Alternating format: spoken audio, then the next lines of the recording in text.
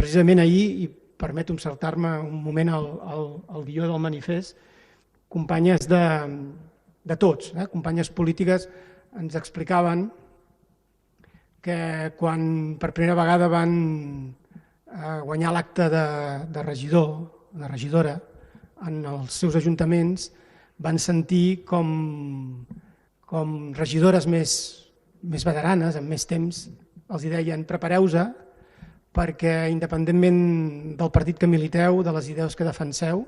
i de com ho feu, sereu tractades sempre, en molts àmbits, com a dones. I l'expressió que sentireu més fàcilment és que esteu aquí perquè us heu anat al llit amb molts homes. No és una anècdota ni és un exemple puntual, sinó que és el pa nostre de cada dia. Aquí cada mes